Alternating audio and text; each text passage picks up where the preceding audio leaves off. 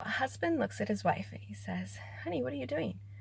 She looks back and she says, "Nothing." And then he says, "But you've been looking at our marriage certificate for over an hour now." And she says, "Well, I'm just looking for the expiration date." I know that I have felt like that plenty of times in my marriage. And my first year anniversary date, me and my husband were having dinner at this little Mexican restaurant, and I was telling him a conversation that me and my coworker had been having.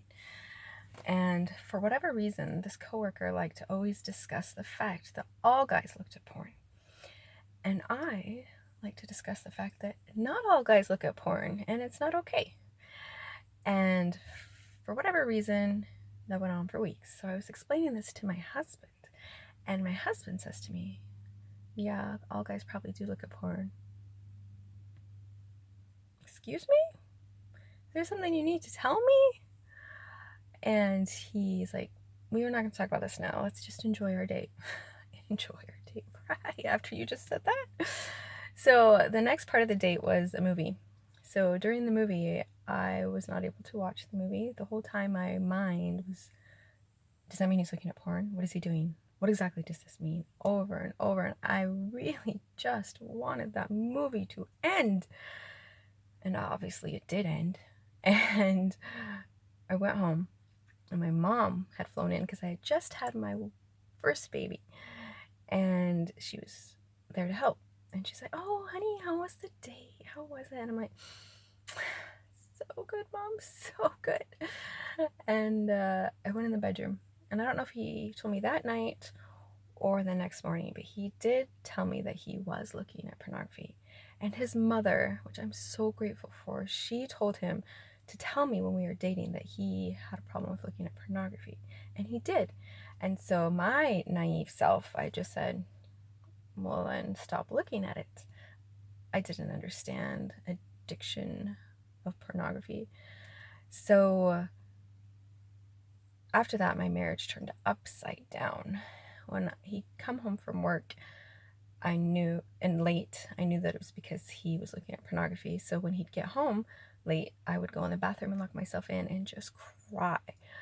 And I mean, it was awful for many years. We eventually got into counseling. We did the 12 steps, S&on for me.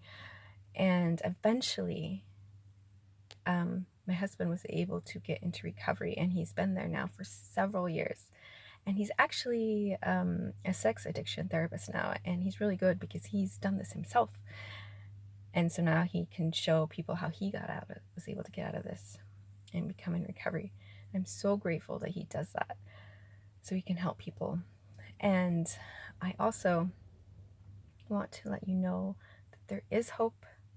It is possible to get out of that addiction cycle and to have a great marriage.